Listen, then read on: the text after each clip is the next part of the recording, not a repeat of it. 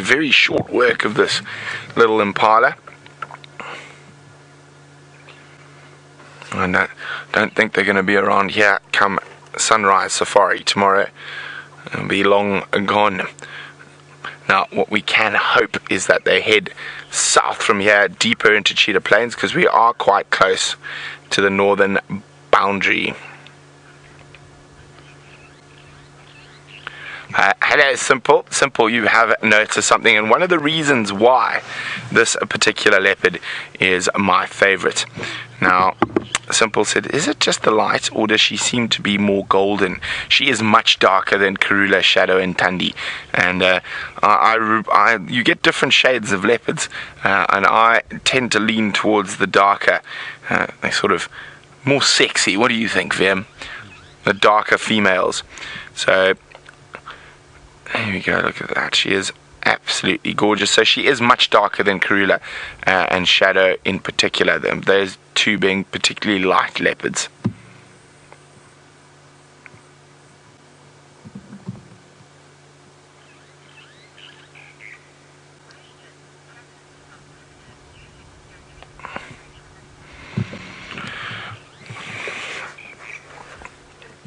Hello, Tanith in Canada. Tanith wants to know, do leopard territories overlap, and do male territories become separate from female territories? Well, let's just start with the male territories. A male leopard territory will encompass multiple female territories. So one male can have up to 4 females within his territory, and he patrols around, and then within that, those females have their territory that they defend against other females. There is slight overlap, but not much when it comes to leopard territories. There will be certain areas that overlap quite a bit, but no more than a couple of 100 meters each way. And females, in my experience, when they find another female in their territory, they attack immediately. They seem to be far more aggressive and then males. With males, there's quite a lot of posturing and making noise and spraying urine and scent marking. They have to really go quite far before they actually physically bash each other. But with females, I've seen them just spot another unrelated female within their territory, and they just go in and absolutely go at it, hammer and tongs. Now, I've actually seen a leopard female hit another leopard female so hard she burst a blood vessel in her eye, so she had a completely blood red eye, so the whole eye was red. It was quite freaky. But yeah, no, they don't overlap much. There will be certain territorial boundaries. Now, it's a bit different with related females. They might still fight, but generally there'll be a lot more of that posturing like the males and hissing, and we've seen Karula and Shadow do that on a couple of occasions. Now, it seems to be a big cat afternoon. FW has hot on the trail of Karula, so let's go find out what he's got. Alright, so as you were talking about scent marking and how the animals scent mark with the leopards and Brent, we've got a perfect example for you. So this area here is where Karula was scent marking. It's quite a difficult area to see the tracks, but let me try and show you. She was, if I pull these blades of grass out, you can just see her toes. She was walking in this direction away from us. But the scent marking part here, these lines, it's her dragging her feet through the urine. And if you look where my stick is pointing, there's some fresh, still wet soil, so that's fresh urine that's there. Now with leopard, you can smell its leopard scent marking. It smells like buttered popcorn, so let's give it a whiff. It does smell like buttered popcorn, so you can imagine when you're walking around and you just get that fresh bit of popcorn out in the bush, something's happening. With the situation with Karula at the moment, I think she saw us earlier when we were moving around, and she's been changing direction after that the entire time. So up and down, and I am sad to say that I don't think we're going to get a visual of her. She's aware of us being in the area and looking for her. She's going to keep hiding. Maybe we'll bump into her, but I don't think so. Herbie's also got the feeling that she's seen us maybe.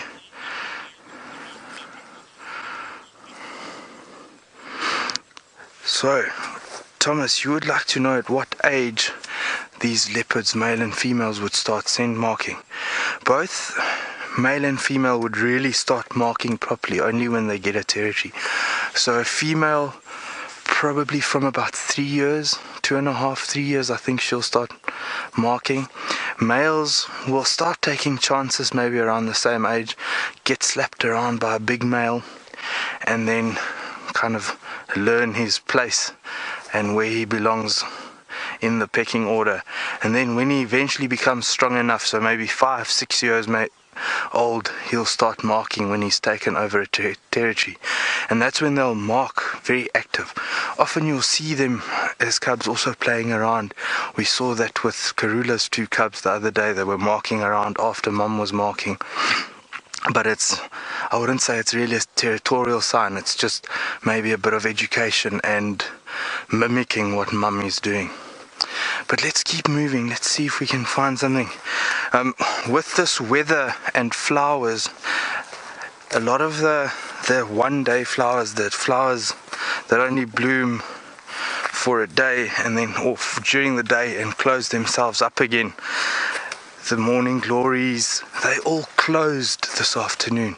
There hasn't been sun out at all during the day, so there was no need for them to open up their flowers.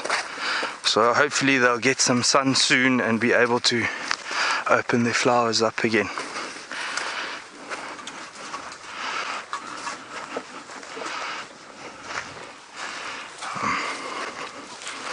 Let's move through here.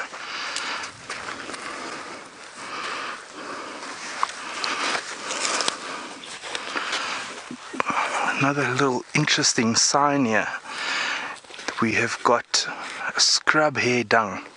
Now you'll see it's already dried out, but it's white in color.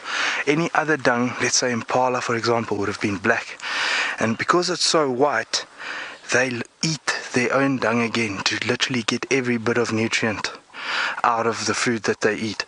Folks, while we keep carrying on, I'm going to head over to Brent and see what his leopards are up to.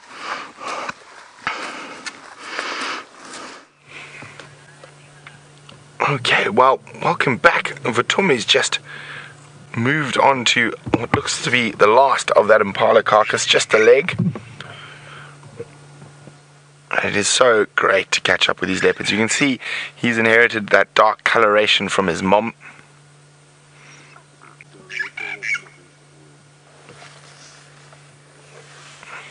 Oh, look at the tail.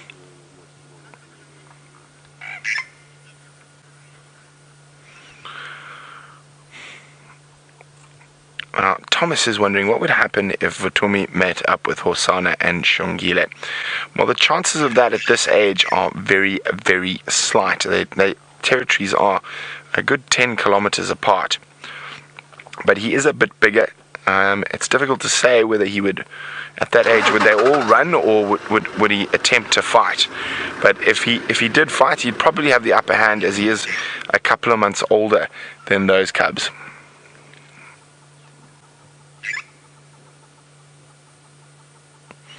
And he can eat P3 with mom keeping a watchful eye from above.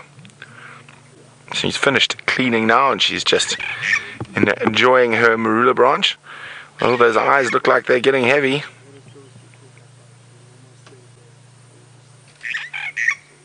Oh, there we go. Oh. Oh, trying to get comfortable.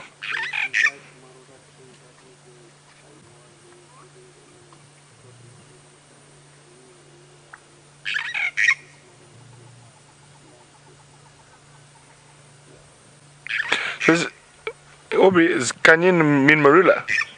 Oh, I didn't know that. Thank you. Now, I just heard Aubrey saying so. Inkanyeni's name means marula tree because she likes marula trees so much.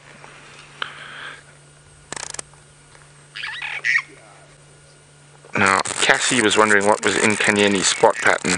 Can you give me a second? I will bring it up for you. Too many photographs. And that weird sound is me rolling the wheel on my camera to get a good photo of her spot pattern.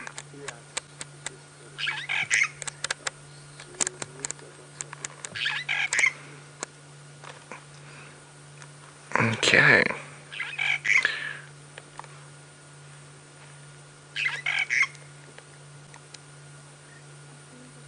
And it looks like she is a 4-3. Her spot pattern. Oh, there we go. She's got her head up. Okay, that should get us a good spot pattern. So, she's got an interesting one. I'm just trying to see if I've got a shot of that one. It looks like there's a very small one on the left. There could be one.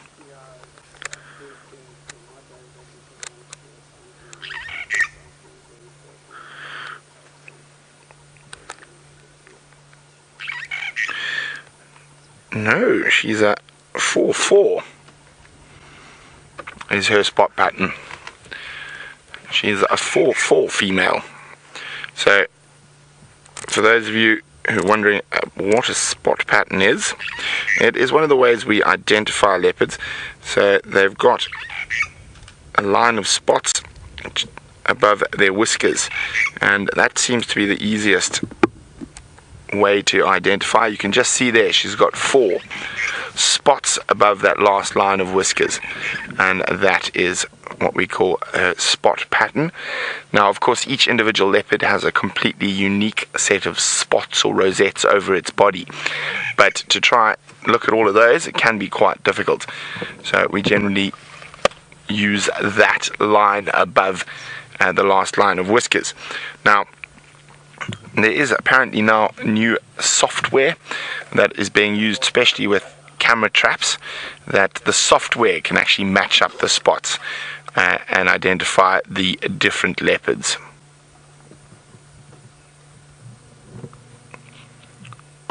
So there we go. I'll show you, just in case you're wondering. It'd be easier if I point it out. There we go. See that line of spots there? So you can see she's got 1, 2, 3, 4, and on the other side she's also got 4. A little bit obscured in this photo though, but there we go. 1, 2, 3, and then 4. So 4, 4. Oh, having a snooze. Not much meat left here. Almost all gone.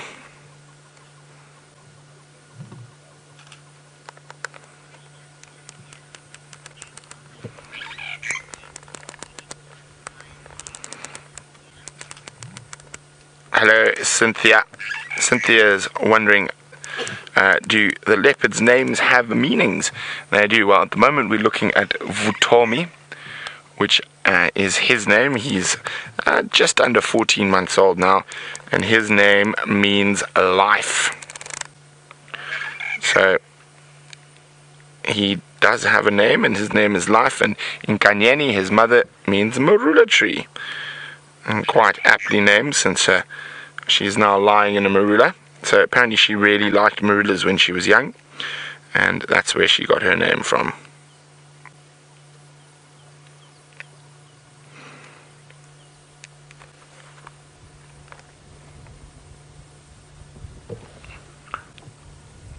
Oh, what has he heard or spotted?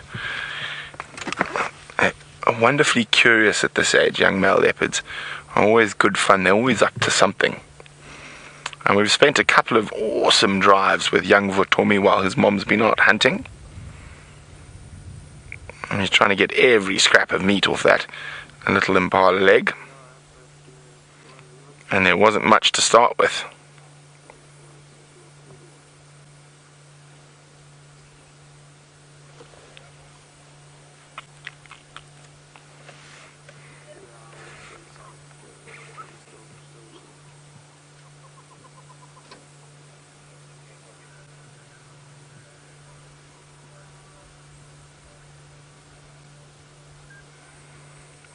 Hungry little chap. Now, we haven't seen, as I said, too much of these guys. I think the first time we ever saw the cubs was very close to here as they were heading across an open area after being chased by quarantine.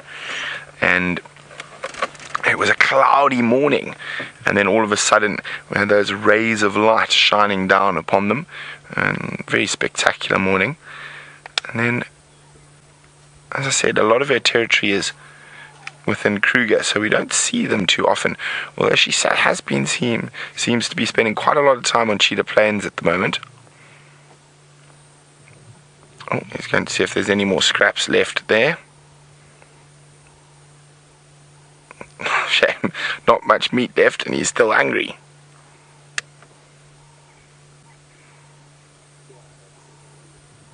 Well, let's just reposition slightly.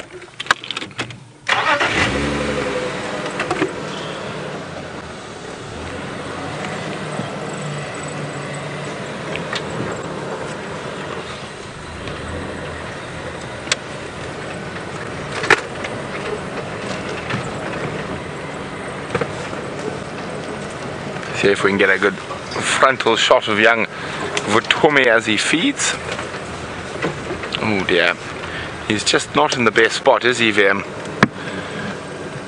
He's got some bushes in the way. Oh, there's a window. Tiny little window through the leaves.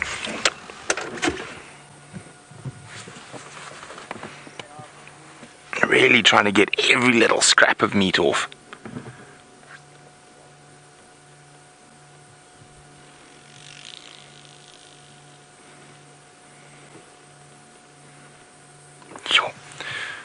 Looking up at Mom. Hey Mom, I'm still hungry. Go get another impala, please. Please.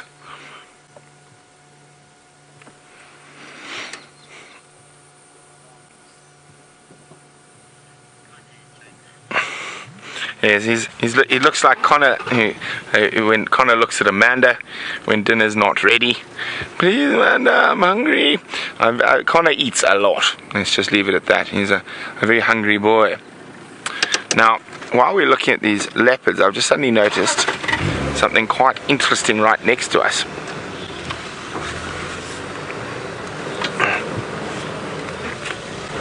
Can you get them, Vim?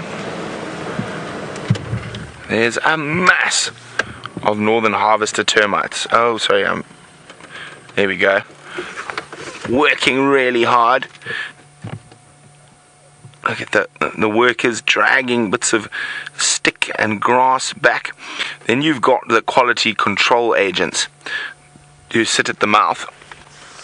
And if whatever they have brought is not up to standard, you see it becomes littered around the entrance to the termite colony. Now you might see some different colored ones. Let's have a look. There we go. There's a little white one. That's a very newborn one. And then there's that orange one. There's a soldier. Oh, dangerous. So the white ones are very young. They're recently born. Now, why these termites are much darker and not all white is because they do forage a lot. See, there's quality control. He's taking that piece out. That's out. Not good enough. Back I go down to make sure there's riffraff don't bring us rubbish food. And there we go. And there's a very busy little entrance there. Now, as I said, you can see they're very dark. Now, termites that are dark like that, so those little white ones will become darker. And the reason they get darker is and they actually have melanin in their their skin, and it's so they don't get sunburned. So because they are termites that operate during the daylight hours, scavenging about. So it's very important for them not to get sunburned, and they're very, very cool creatures. Now, northern harvester termites are literally very, very important when it comes to the birds. Now, the majority of our migratory eagle species fly all the way here to feed on northern harvester termites, and particularly of course the flying ants there, the future kings and drones of the termite colony. Well, there's some young soldiers still getting that darker orange color, so they're also recently born. They haven't developed those massive biting jaws yet. Trying to see if we can spot an adult shoulder. One dashed through the shot a little bit earlier, but incredibly busy little bodies. Now, they will take all sorts back, but mostly all cellulose. Okay, let's go back towards those leopards. Now, oh, there we go, there's Inkanyeni still draped across her namesake, the marula tree. Now, James is wondering, do all termite species maintain the temperature of inside the mound, and it's only the fungus growing termites? James, it's generally only the fungus growing termites, because they keep that temperature for the optimum temperature for growing the fungus. Sorry, I'm just trying to concentrate. There we go. Hello, Trouble. Have you decided there's not enough meat left there for you?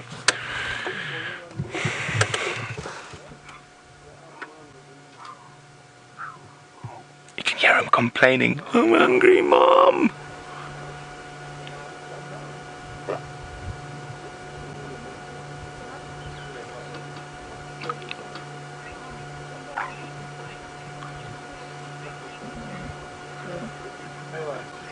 Those little grunts. It's grunting for Mom.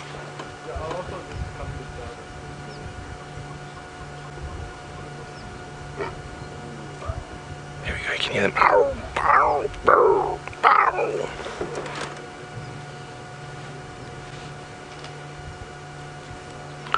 And Mom is ignoring him completely. You can see he's got quite a belly on him. It's not the biggest belly. Where are you off to now, Trouble?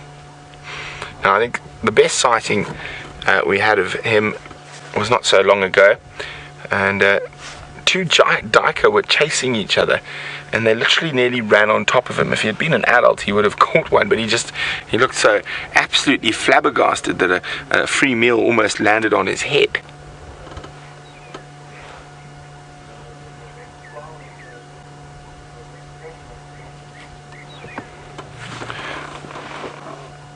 Now, of course, if he can't eat, but he's not quite ready to settle down, he might go find a spot to lie down not too far away. Possibly there's a nice big termite mound in front of us.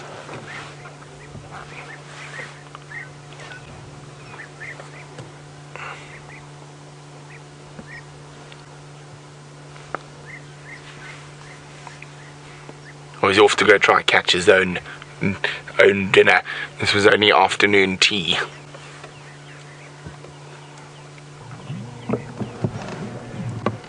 And there we go. Mom's watching him now.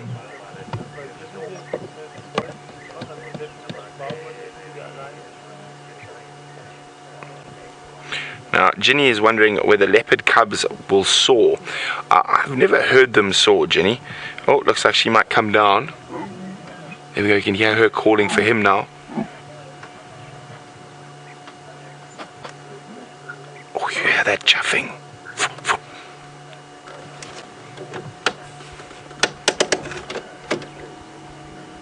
I don't want to move, because if she comes down the tree, we're in the ideal spot, even though her head is chopped off. So there we go, there's young Vutomi.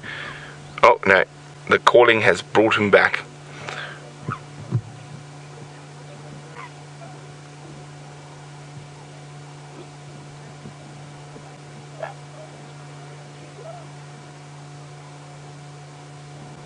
just trying to listen to the contact calls between them. It's very, very whiny little call from Vutomi.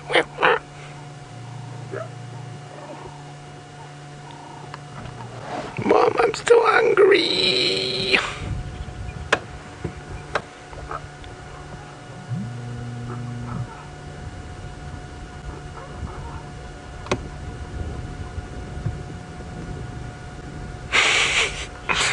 Flop down at the base of the tree.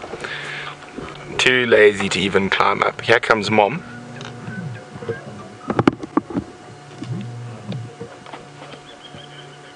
Oh, she went down the wrong way. She was supposed to come down the other way.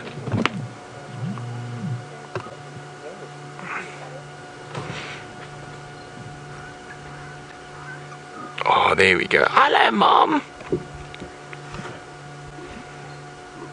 You can see he's nearly her size. She's a bit bigger than Karula.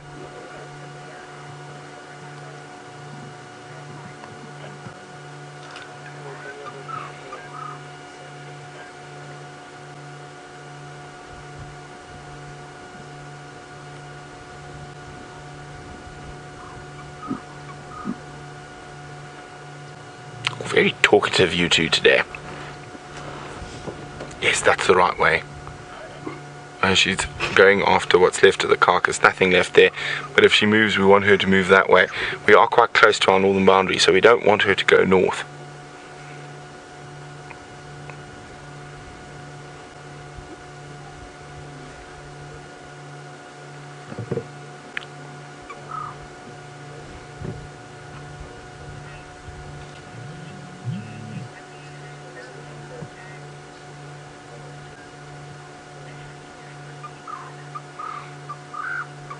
Oh, it looks like she's going to try and make a short work of that.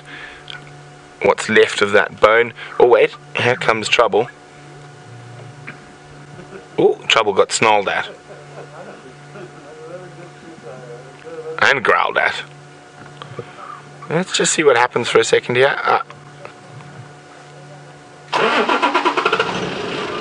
And see now.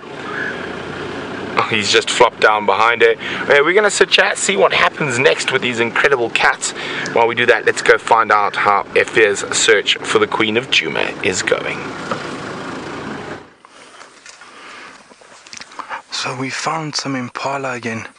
And these ones are a little bit more relaxed with us, especially the male that we're looking at now. The others are a bit further behind him into the bush. And I can still see a couple of them.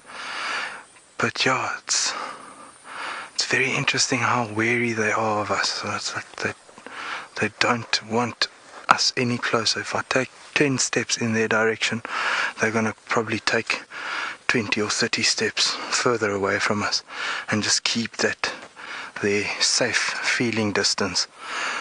So yeah, it's been an interesting afternoon on tracking these animals out here.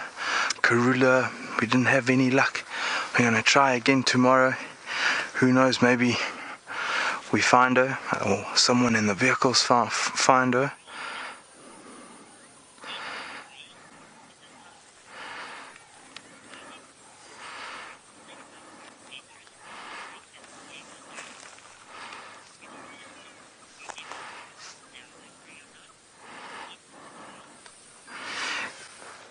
Envoy in southern France, you would like to know if walking safaris are dangerous. There is an element of danger towards it, and a common misconception is that we are only thinking about the predators. The predators are the ones that are going to eat us. They don't see us as food. Our biggest threat out here, I would say, is buffalo, elephant, hippo, rhino. It's your big grazing animals that also see us as a predator, and they might react in a way that they want to protect themselves. So I think we have less to worry about on any of the things that eat meat. So we are actually not too worried about them. We are aware of them, we're worried about them. We don't take chances with them, but the things to really be careful of is the things that can't eat.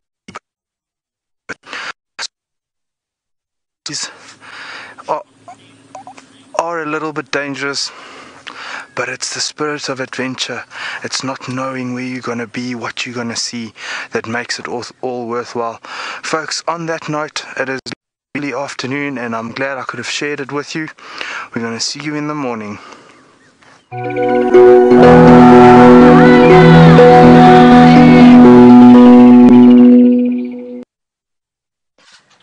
And we're back. We were checking the boundary on Arathusa and we lost comms with Final Control for a little bit, but we're back again. And we've managed to find us a Wahlberg's eagle. I suspect that there might be some termites coming out of this mound that it's... And strangers to feed its favorite. They really do love them, especially late.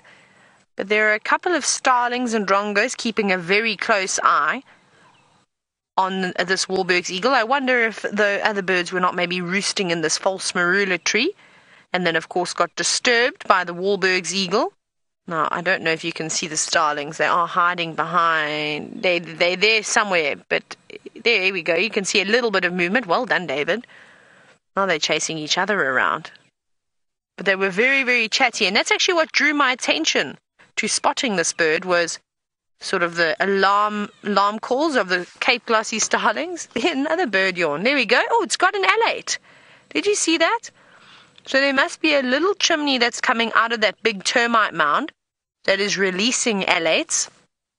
And well, it's just simply waiting for them to pop out of the ground, out of the termite mound, and then, well, straight into another opening which leads to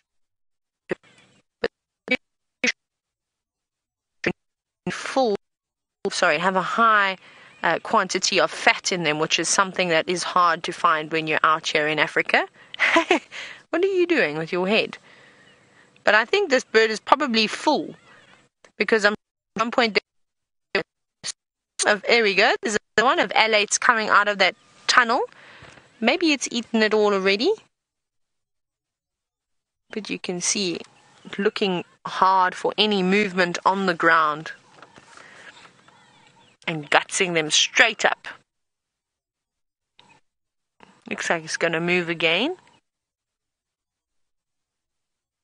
Now, I wonder if this Wahlberg's eagle wasn't here, if we would see a solid stream out of this large fungus-growing termite mound of those alates. And like I keep saying, it's something I haven't seen yet.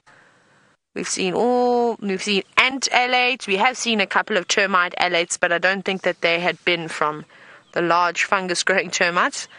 And you see the starlings also creeping in. They're probably a bit annoyed, as they would have too been feeding on these alates.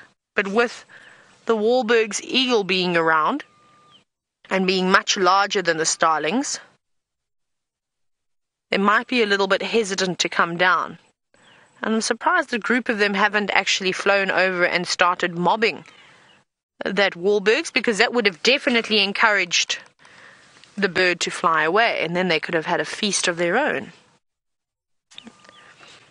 I'm also just listening to the radio because I am on a standby for the Nkuhuma sighting. So hopefully they'll call us in at some point. Now, Graham, you're wondering what exactly is an alate. So basically what an alate is the prince or the princess of either a termite or an ant. So it's basically the ones that have got wings. Oh, there's another delicious one. Oh, there we go. That's a tunnel that's... You see all the termites coming out of there? You can actually see them very, very carefully if you look just to the right of its talons. There we go. But it doesn't look like any alates. It just looks like maybe some soldiers or workers.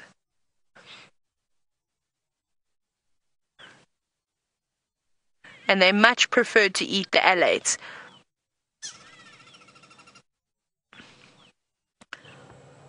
Rightio, I think we're going to try and edge closer to the Nkuhumas now. I think they're going to be calling us shortly. So we're going to go back across to Brent, who sadly has to leave the Styx Lions very shortly.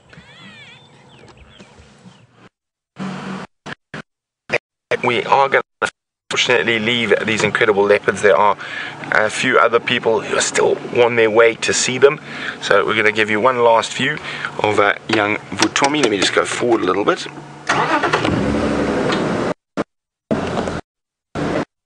Both of a bit more. There we go, young Vutomi and his mom Inkanyeni, as they munch on the tiny bit of meat that's left around that impala bone. Oh, you're going to get hissed at, young man, you get too close. He's trying to find any scrap that isn't a leg bone. Mom, however, is chewing through to get to some marrow, and he wants the good stuff. He wants the tenderized fillet, and he's no interested in marrow bones.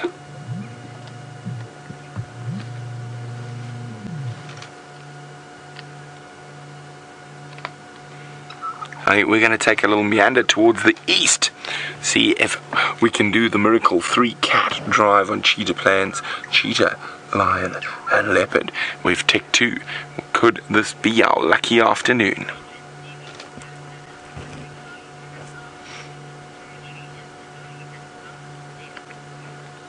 Okay, so we're going to move away from these cats now. While we do that, I'm going to chat about territories. Debbie was wondering, how do you figure out where these cats' territories are? How do you map them out?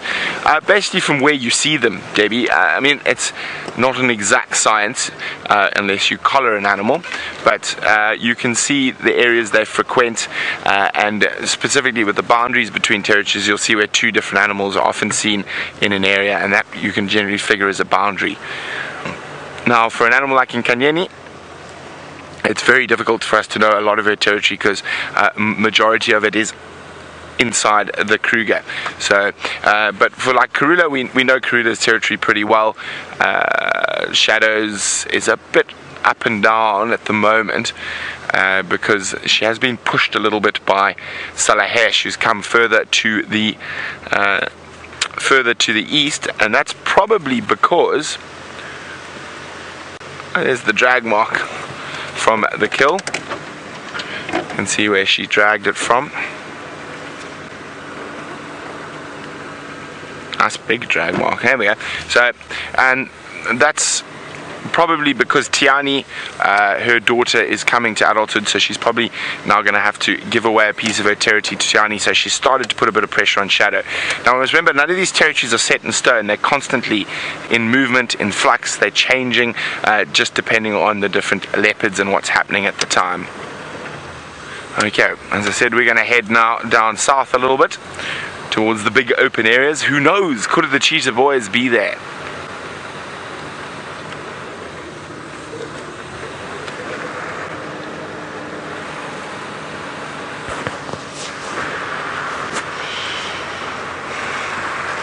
Hello, Yoli. Yoli is asking, after rain, do leopards mark the same territories?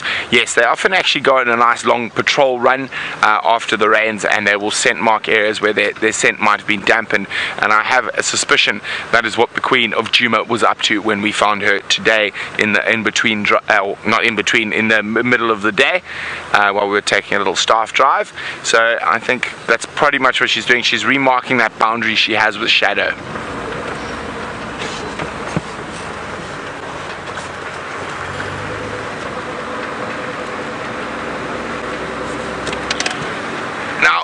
I'm still in low range, that's why. While we continue to head down to hopefully try and find those cheetah brothers, let's go see what Taylor has managed to find on Arathusa. I'm trying to get hold of the Arathusa guides at the moment to find out whether or not we can approach the sighting. But I'm just trying to listen to the Game Drive channel, so I apologize if I am a little bit quiet, as I need to, well, the signal's a little bit sporadic around here, so I've just got to make sure that I don't miss them. Let me just double check again. Can anyone in the Nkuhuma lock copy me? Copy, thanks. Sorry, I've just had sporadic signal there. I apologize if you have called me into the sighting or not.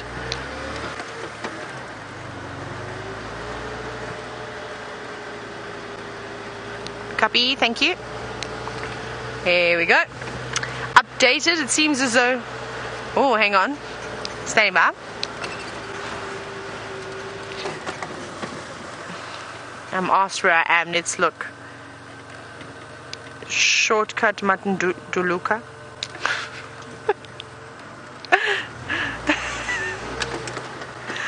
It's a hard word to pronounce.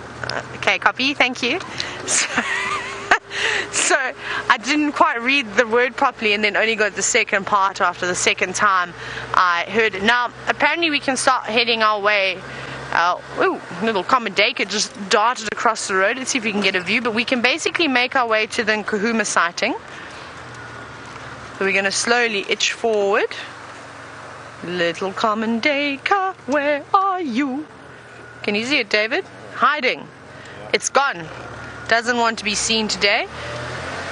So let's start heading towards Nkuhuma, seeing as though we've been dawdling most of the afternoon. We need to follow the map now, in case you're wondering what I'm doing here. Because I don't know Arathusa very well. No, some of the roads now, the bigger roads, but some of these small interleading ones, they can really take you around and around if you're not concentrating. And before you know it, you would have driven the same road 17 times. Okay. We got to jump onto Pipeline Road, if I'm not mistaken.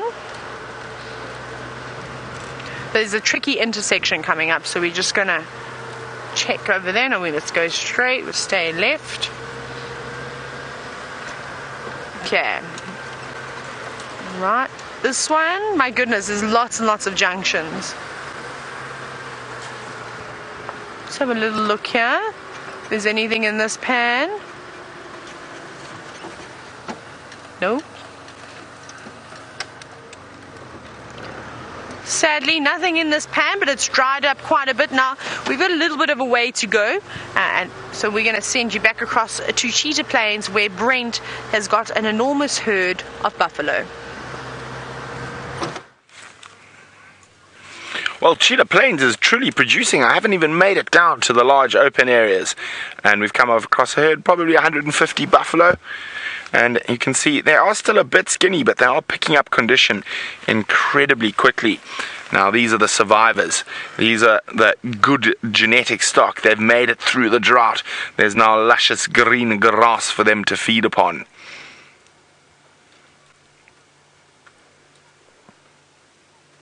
I wonder if those Birmingham boys are going to march this way a little later.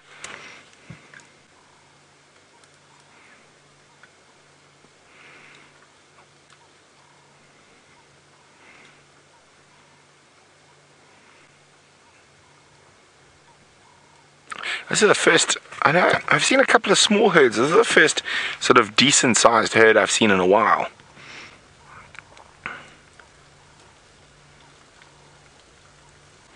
Big mobile fertilizing and mowing machines, the Cape Buffalo. I see still a bit of hip showing in some of them. Still recovering from the drought, but they're not looking nearly as bad as they were a month ago. A month ago they were skin and bones.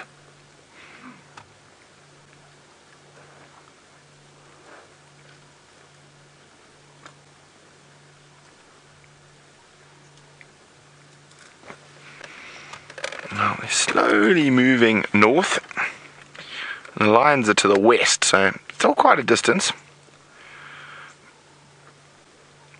The one thing I always do love to look for in a big herd of buffalo is often you will find the odd yellow-billed oxpecker.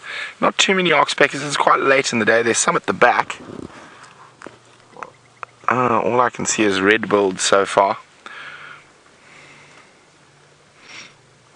There you go, there's one.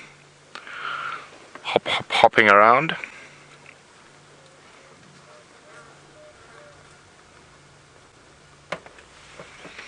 They're quite quiet. Normally a herd of buffalo like this makes quite a bit of noise as it moves, but they are still feeding. Now I'm just going to keep quiet so we can hear them graze the grass.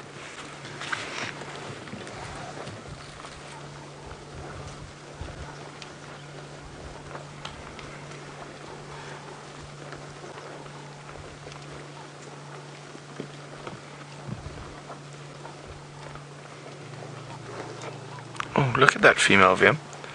So one's just walked in front of her. I think it's, where is she? No, where's the gory bush? Maybe to the left. Sorry, but that one there. Look at her face. Look at that. What have you got? Yes, she's got some. What has happened to you? Isn't that cool? It looks like she's almost lost all her hair around her face. Let's have a closer look again when I see her, but she's disappeared into the rest of the herd for now. Almost. So sometimes when you see white spots like that on buffalo, it's a form of leucism. So the lack of or not the lack of it is the lack of melanin in the color. I really want to get a photo. There she is. She's looking at us again.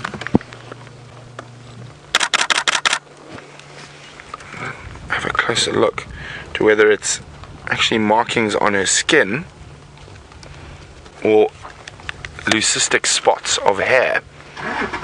It's leucistic hair, so it's little white spots of hair on her face. Oh, she keeps moving before I can get a decent photograph of her. Here we go. So cool. Funny looking buffalo. Now I've seen certain buffalo that have that across their whole body, and I've also, hello, see, nice and close to us. I've also seen a completely white buffalo in Tanzania. So, but it's not albinism. Albinism is when obviously there's the lack of pigment in the skin as well. This is just a lack of pigment in the hair follicle itself. Now, it's more common in birds than mammals, but it does happen. I think you've heard of strawberry leopards. That is basically a form of leucism in leopards. Look how close this cow is here. Hello, madam. What are you doing? How's it going? Good grass. Looks like you're enjoying it. Yum, yum. Munch, munch. There you go. You can see how close she is to us. Munching away. Get out of the way. Now, Jack's wondering, are these wild or do they belong to a farmer? These are wild. They're not cows. They're Cape buffalo.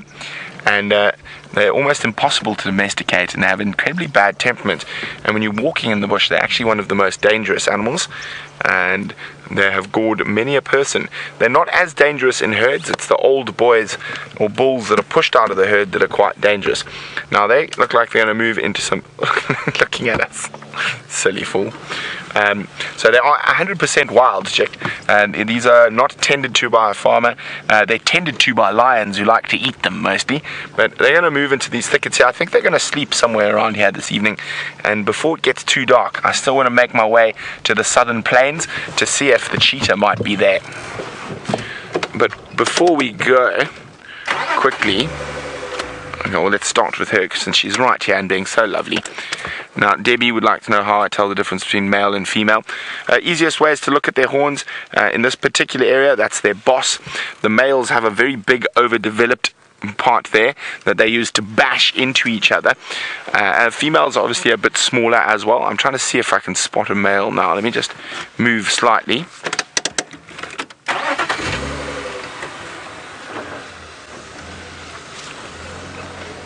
Have you got one? A young one. Let's have a look if we can see a big male. There's a male buffalo. He's still quite young. There we go. You can see his boss. Now you can see his boss has still got hair. By the time he's fully grown, there'll be no hair there. It'll be just a solid mass of matted hair, and it won't be loose. There he goes, turned his head, and there he is there. So there's a young buffalo bull. You can see the horns are much bigger. Body size, he's already the same size as a cow, even though he's a youngster. And the breeding bulls can weigh up to about 900 kilos. 900 kilos, but generally they weigh more on 500, 600. It just depends on diet and area. So in this area we don't have the biggest body-sized buffalo, but in other parts of Africa they can get a bit bigger. Normally around 450 kilos to 600 kilos, so around 1,000 pounds for your average-sized buffalo. Okay. We're going to hopefully go find some other spotted kitties. Can we make the wonderful 3, cheetah, lion and leopard, in one drive? Only time will tell. While we do that, it seems like Taylor has finally managed to find something. So let's go have a look. We have arrived indeed. It has taken most of the afternoon, but we are here. And it seems as though the Nkuhumas have killed something. What they have killed is still a mystery to David and I, because it is hidden in the corner and there are lots of vehicles surrounding the kill. So we shall go in and have a look and do some investigating ourselves once a little spot opens up. But for now, we will watch most of the pride sleep and wag their tails and twitch their ears. And if we're lucky, and we are lucky, we'll watch one suckle. They've got the most ginormous bellies. I can only imagine they managed to capture something quite large, maybe a buffalo or a kudu, perhaps even a zebra or a wildebeest. Like I said, we'll just sit here for the moment until another spot opens up. Now, I counted 5 cubs and 4 lionesses, but I think that there is still a lioness and a cub on the kill. Yes, I can see a little bit of movement in the distance, so we'll go there in just a moment. But you can see Madam Floppy Ear closest to us, and then one of the older cubs having a suckle. Now, can you believe it that the bigger cub that is suckling behind young Floppy Ear has just come back from feasting on the buffalo? Can you believe that there's space available in that tiny little stomach of theirs? I just think it is incredible. And you should not be suckling anyway. There goes. Another one's going off. I think, David, what do you think? Should we go in now? I think we can go in. A vehicle has pulled out, so it's opened up a space. But David, first, look, we've got a little bit of a sunset. I have to show you before we go. Look how beautiful that is. This might be it. This might be the only African sun we get to see today.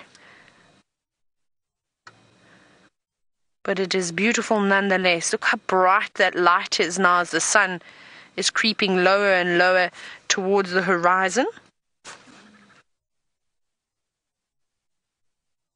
Isn't that just absolutely lovely? I know it's not the best sunset that we've ever seen before.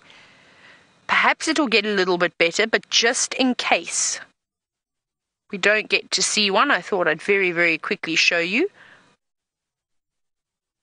I think it's very lovely. I love that light. See how it's changing color? Sort of more orange, more reds the further away you go. But we'll keep an eye on it. If the sun does drop through and it does give us some beautiful purples and reds, we'll definitely reverse and have another look. But let's sneak forward and see if we can get a view of this Nkuhuma on a kill. There we go.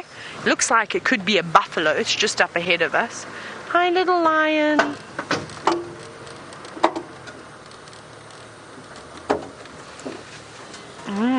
Okay, right. We have to sneak around over here because the little lion has stolen our spot.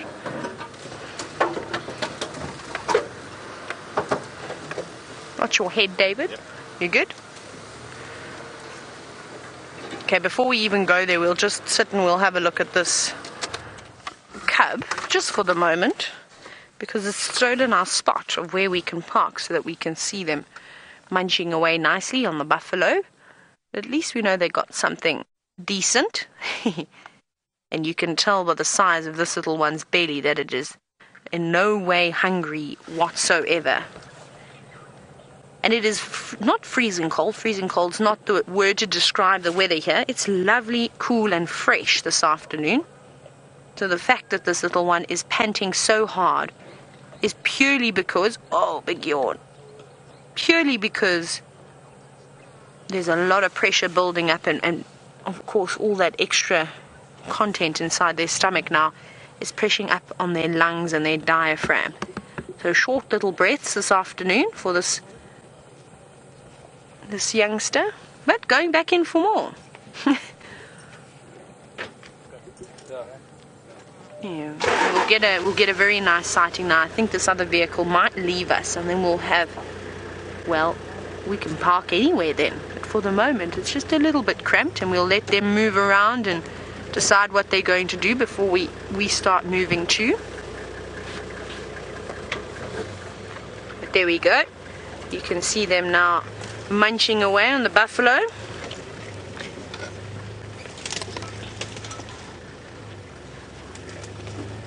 But it doesn't look like there's much left from this angle. You can see that they've eaten around the ribs already.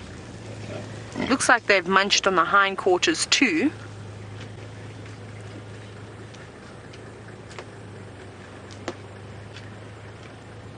Right here, this is our opportunity, David. We can now reposition.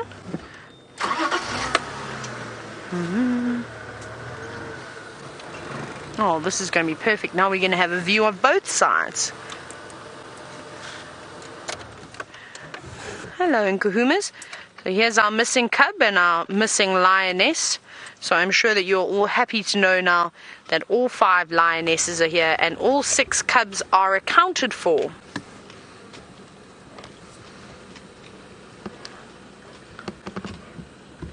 You know, it doesn't look like it was an old buffalo either. I think it was maybe a young female. You can see not a very big set of horns. Oh, one very, very cheeky cub standing its ground. So they probably killed this last night, I would only imagine, because a young buffalo wouldn't last this entire pride very long, as you can see. They're feeding on the last bits of this carcass now. When they start to chew around the neck like that and go towards the face, you know that there really, really isn't much left on this carcass. Now, if you have just tuned in, and of course this can be a little bit gruesome at times, just remember that unfortunately this is nature, and in order for these young cubs to survive, the adults do need to take down animals. Remember, this is wild. We don't intervene. We don't feed them. This is raw. So if they can't catch something, then unfortunately they will starve too. And it's becoming more and more difficult for them though to catch these buffalo. But you saw her earlier using a carnassial shear, so scissoring with those teeth, trying to cut through the hard hide, and then eventually tearing open the hide and then trying to pull away at some flesh. But it's proving a little bit more on the difficult side, and it isn't easy for lions to eat buffalo.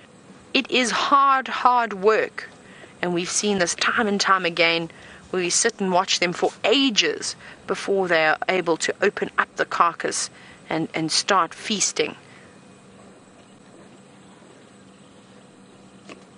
But at least they're looking a lot more plump than the last time that we saw them. They were very, very hungry. You can see this cub is tucking in though, getting in between the small areas, and this is where these little cubs are lucky, is because their faces aren't as massive of the adults. Their jaws are also a lot smaller, which allows them to pop their heads into the smaller crevices that might be a little bit more difficult for the adults to reach. But it's all calm at the moment on the carcass until I suppose some more lions decide to come and join in on it.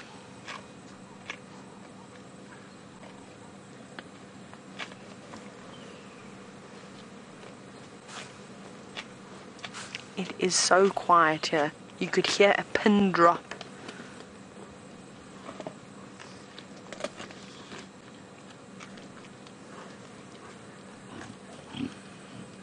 This is actually just so amazing, just to be able to sit and enjoy peace and quiet and watching and listening to these lions feast on this carcass. Now remember, we are on a live safari, and myself and Brent would love to interact with any of you who have got questions for us.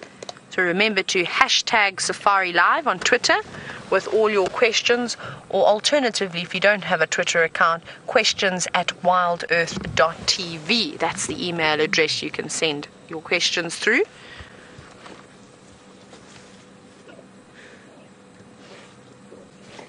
And also don't forget that on the 1st of January, on Sunday night, for anybody that is in the USA, that of course we've got a series starting with Nat.Geo Wild, so be sure to tune in. And it looked like a little hooded vulture just landed on the marula tree. Here we go, you can just see it.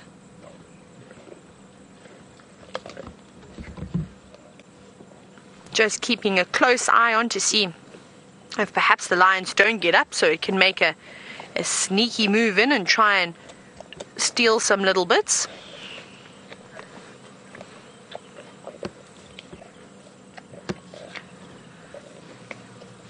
Now what we're going to keep an eye out for as we are sitting here is, like we saw earlier, for any of the little lion cubs to do their big yawns for us, because Lindsay is wondering if the youngsters still have their milk teeth. Now their adult teeth should have started coming through already, but we'll have a look. We might even get to the point where we see them yawn and we can still see both sets, an adult tooth coming through and maybe a milk tooth lurking behind. We'll have a look. Let's see, here come, no one else is coming over. They've just a bit of movement on the other side now. And I wondered if it looked like Amber Eyes was going to come over towards us, but it seems as though she's going away. And is there a little pan here that they can drink from? I'm wondering. Let's go forward a little bit. Let's go see what she's going to get up to.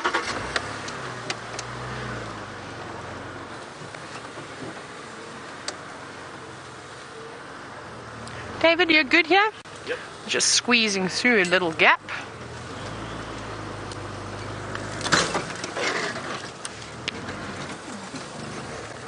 Now we've got a lioness on the move, so this is going to be fun.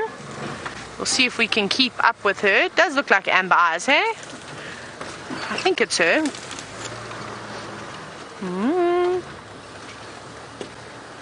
Hello, Leon. Are you going to take us on a little stroll?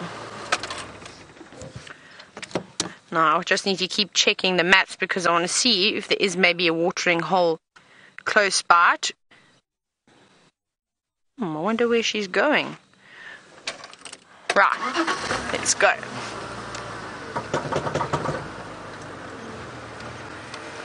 Big belly's full. Still swatting away at all those flies though that have been harassing them probably most of the day. I don't think it would have been too bad though. It hasn't been particularly hot. Let's see, where are you going? Maybe she's going to Red Dam. I don't know.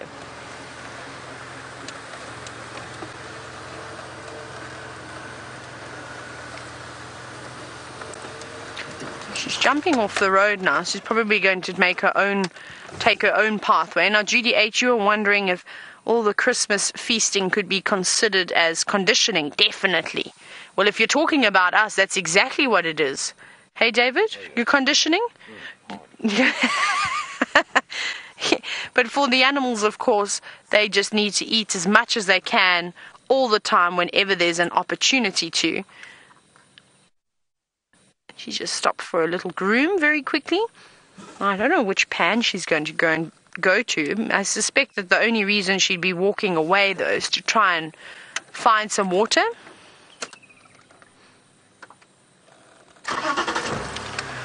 So we're going to try and follow her for as long as possible, and then we'll come back to the rest of the Nkuhumas. But it seems as though Brent is still sitting with the Styx Pride. Let's go take a look.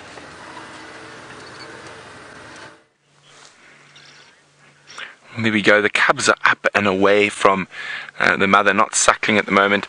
And unfortunately, it does look like they still do have a bit of mange, particularly the one on the right. You can see that dark patch around the eye.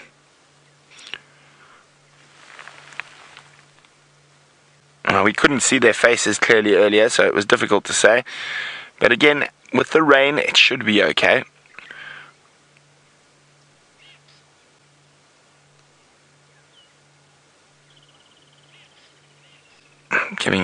Giving themselves an evening bath.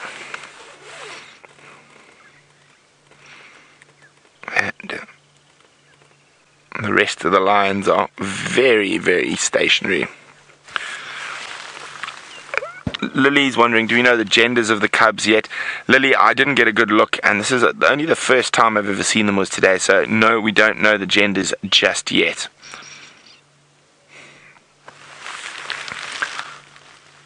Oh, good cleaning. There we go. You can see a little bit of that scraggly around the eye. And hopefully, with the rainy season here, they will get over the mange, and hopefully these two make it to adulthood.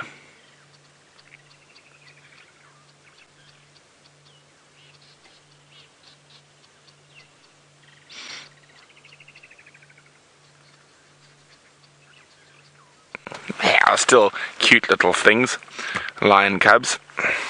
Probably about 3.5 months old now, maybe a bit closer to 4.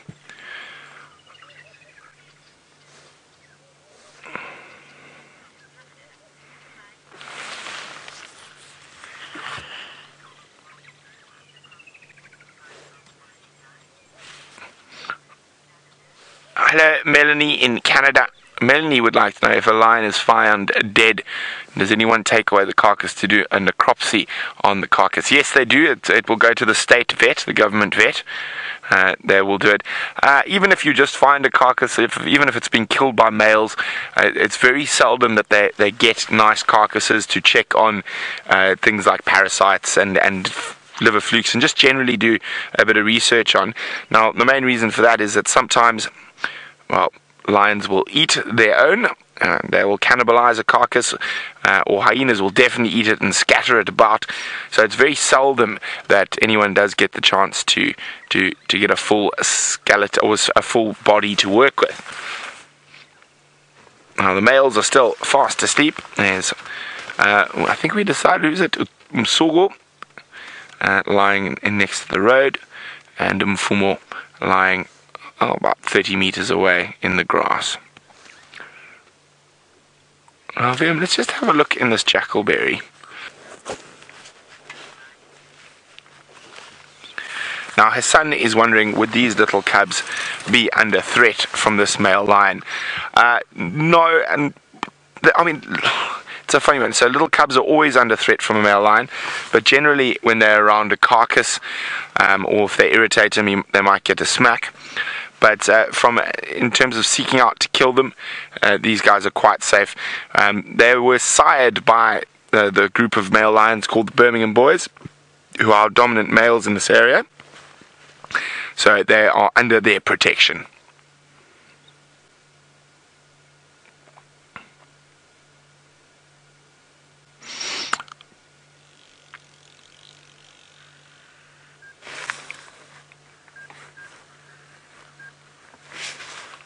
Okay, we're going to have to move on shortly.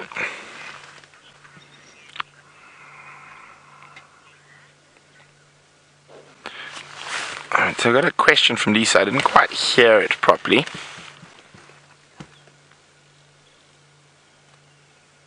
And it was something about lions passing on immunities.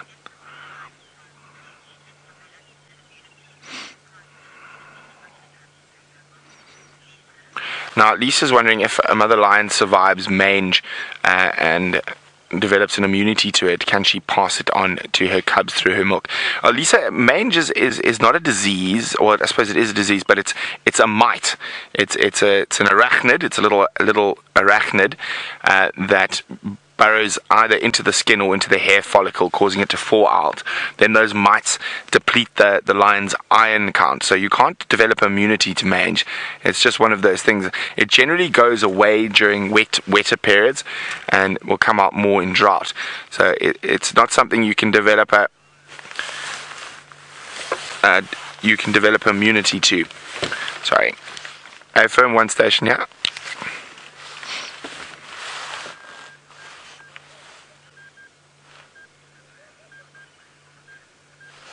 Copy, you're more than welcome.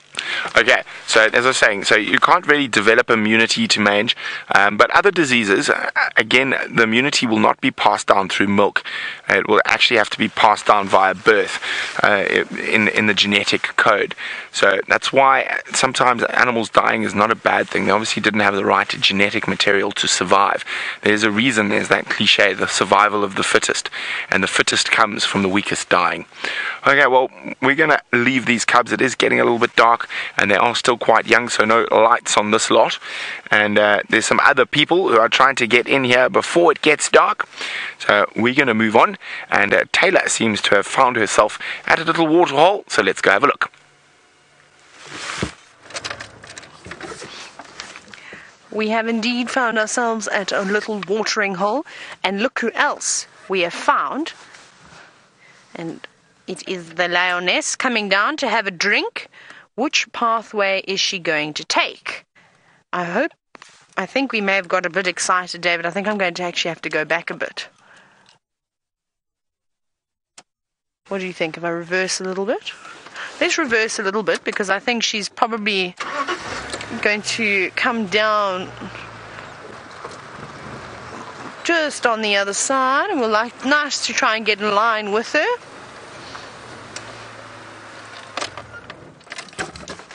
Here she comes. Hello, big girl. None of the birds are sticking around for her to come and have a drink. Oh, it's so beautiful. Hi, big girl. And it's important for them to come down and have a drink after a big meal, because it does help them aid in digestion. It is so beautiful, with a reflection of the sky, the reflection, of course, of this beautiful lioness.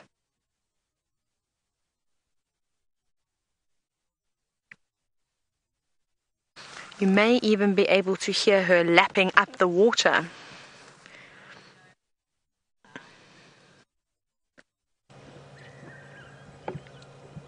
I can't even tell. David, can we zoom into her eyes quickly? Zoom, zoom, zoom, zoom. Is it amber eyes, David? I don't know. Turning the radio down, so it's very loud in my ear. It doesn't look like it's amber eyes. She was very sneaky. I just got a quick glimpse. So it doesn't look like it's amber eyes. So she must have been one of the others that were fast asleep. But look at that bulging belly. My goodness, that is almost touching the ground when she walks. It's so big. So I can imagine how thirsty she must be. I didn't even realize how close we were to Red Dam. That's astonishing. Well, I suppose when you are a lion and you take whichever route you want to, not like us, as we are sort of bound to the main roads, the proper roads most of the time. But when a lioness cuts through the block, firstly, she goes at an incredible speed, and because she doesn't have to loop around, is also much quicker. I decided not to follow her through all that thick vegetation, but just because it was, I thought we were going to get ourselves into trouble. There was quite a bit of sorry, I thought I heard something in the distance. There were quite a few bits of sickle bush and other trees that could have caused us to get a puncture. And getting a puncture in a pride of lions is not my favorite thing to do. And wouldn't have been the first time that it had happened either. I've had a number of occasions where I had vehicles failing in lion sightings or having flat tires in lion sightings. It's very, very interesting, of course. And I think that the rest of the pride will probably do this throughout the evening, is that when they feel as though they would like to have a drink, they don't need to come and have drinks together. They'll just mosey on off, and maybe we'll try and follow them as they come back. I can hear a drinker. Oh, and David said that it is very nice sounds that you can hear as she laps up the water. Let's take a little listen.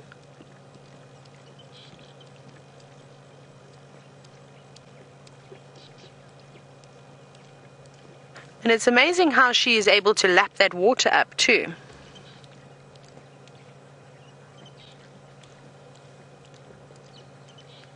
Now, Ted, you're wondering if anybody has ever heard of a lion rupturing its stomach from overeating. I as one has never ever heard of that before, but you never know. The amount at which they eat is quite ridiculous, and I think if we as humans had to attempt to feast on the amount of food that they do, I think that we'd be violently ill. We'd get sick, if not our stomachs exploding. There we go. How beautiful is that? Isn't that just amazing? I don't know if it's possible. I wonder, though, on a cub, because those cubs just don't know when to stop. I mean, they feast their bellies filled of buffalo meat, and then afterwards they still have room to suckle. That always blows my mind, and it just shows you how much they're really able to extend their stomachs and just feed on the most, amazing amounts of food. And it's important for them that they do this because we don't know when they're going to catch something again, and they don't know either. And I'll never forget when I was down in the Eastern Cape. I always talk about the Eastern Cape. I loved it down there. And the pride lions there, they didn't catch something for at least a week and a half, and you should have seen those lions. You could count every vertebrae on their body. You could count their ribs. And eventually they managed to bring down a juvenile zebra, which actually ended up saving the pride, because if it wasn't those two lionesses, I think the rest of the pride would have been in a bit of big trouble. So luckily for them, they just managed to gather the strength and give one last attempt and chase and successfully bring down a juvenile zebra, which saved the pride.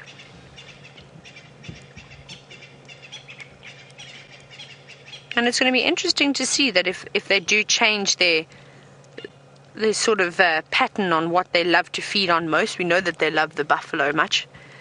But with them all scattered out, I wonder if they're going to start going for things like zebra and kudu, because there are a lot of them around at the moment. Even warthogs, as we come into, the rainy season's still about, but remember, the rain comes and goes very, very quickly. And before you know it, we'll be back in the dry season again.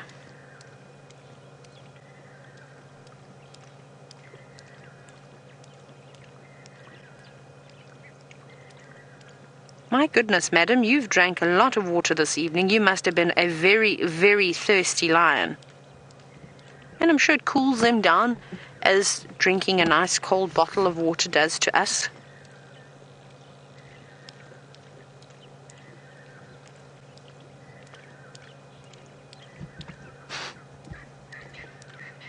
She looks very comfortable there.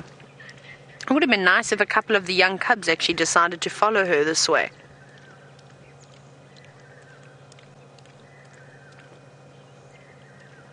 And it seems as though all the terrapins, there are actually a lot of terrapins moving around in the dam, but none of them are going towards her. Oh no, there's a brave one. Can you see that terrapin just to the left of her?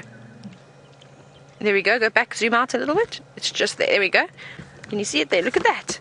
That is an exceptionally brave terrapin. I wouldn't know if I wanted to go that close to a lioness.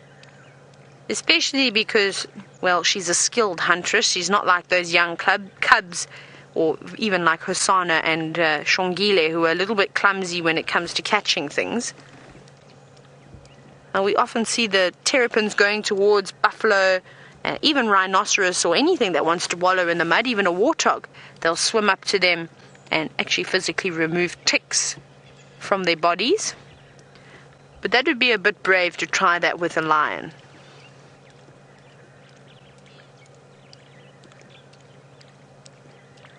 This is so stunning.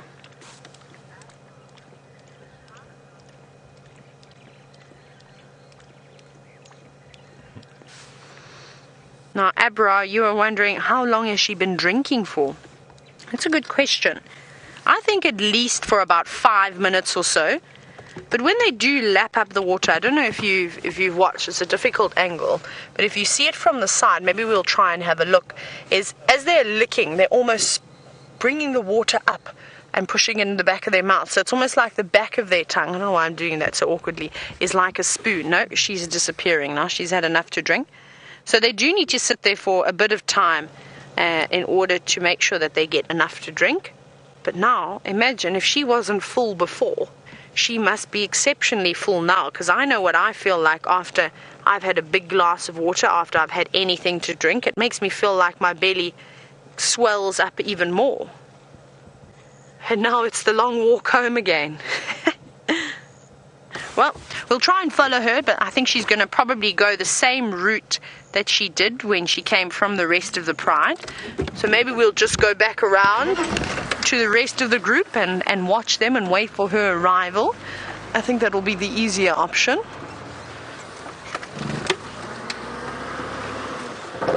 Make sure we don't tip David out.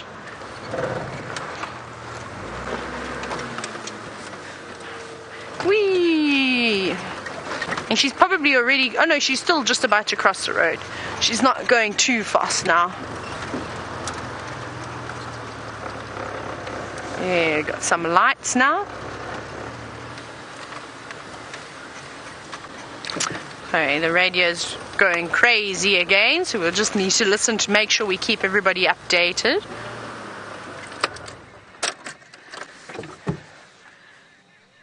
Ooh, there's a hyena calling. Can you hear it?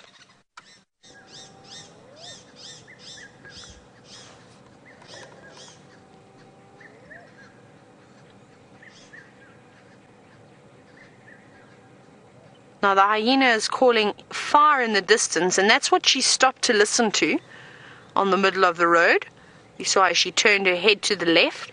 It sounds like that hyena is probably calling on Djuma somewhere, not too far, probably just on the other side of Triple M. That's interesting. So they're getting going for the night, which is nice. Maybe we see one on the way home this evening.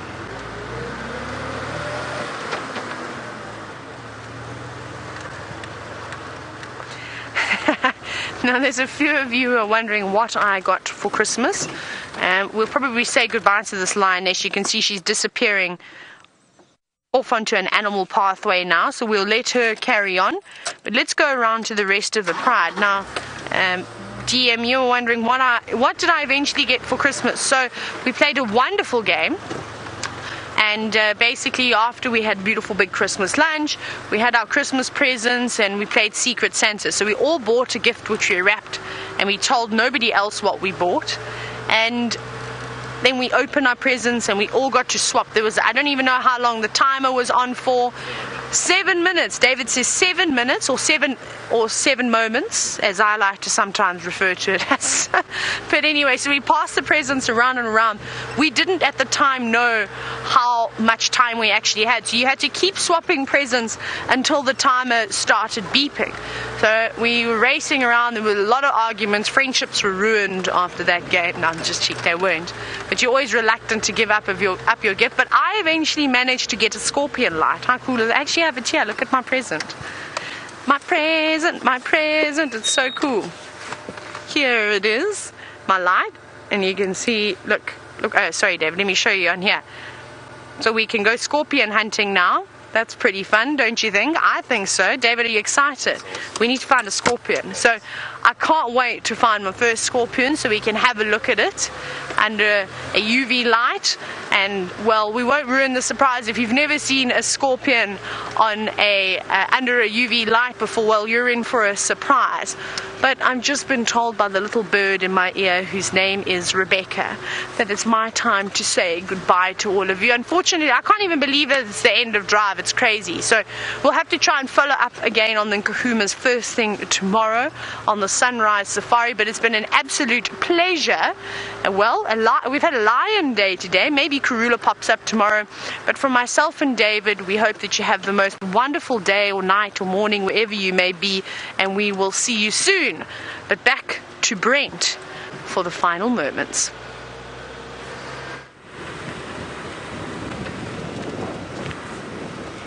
Now, it is of course the festive season, sometimes referred to as the silly season, and we have a very silly bunch of people who work here.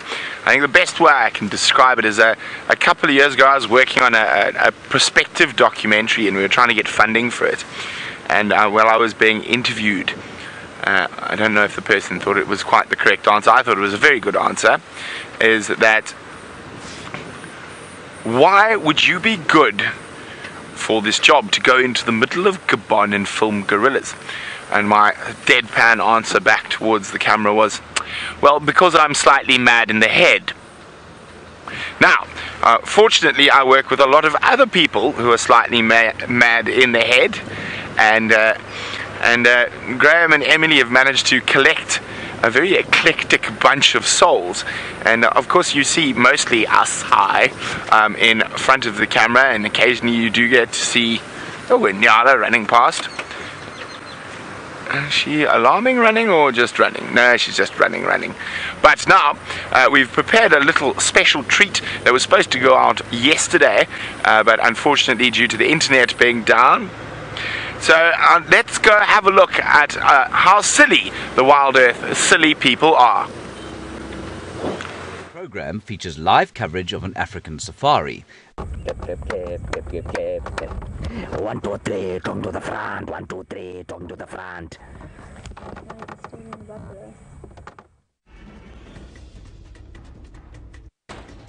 Ready?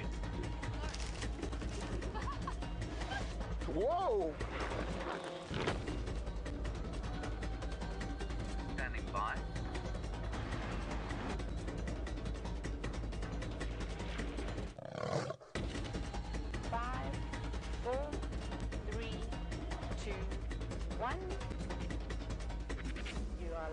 You are live.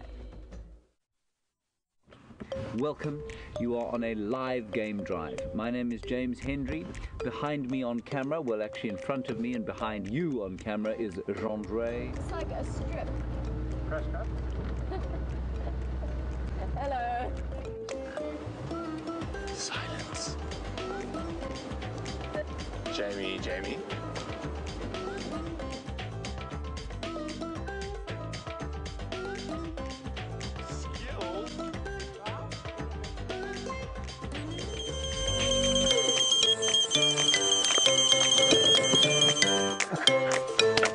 Did you record that? And there is Brian Joubert, you can see.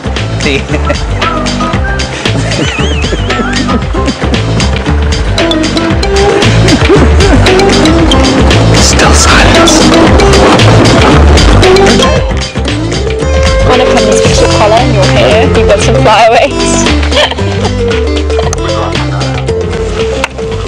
Take one. Video comes a 5.5 bakes. Earpiece is good. My God. Yay!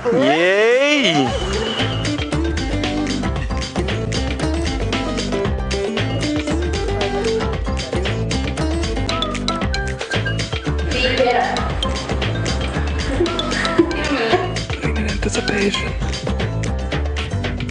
Hey.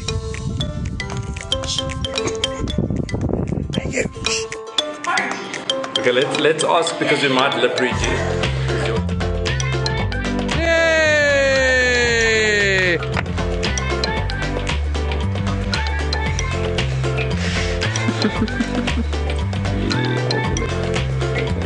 Hello, Blake.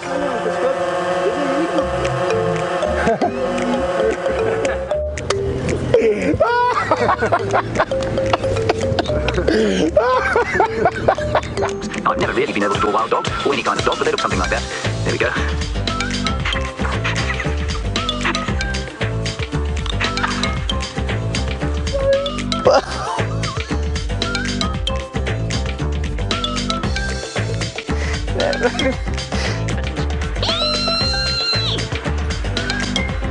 The bushveld rain frog. Put a banana in your ear bit. Yes. Bring a banana in your ear. Water ripe banana right into your very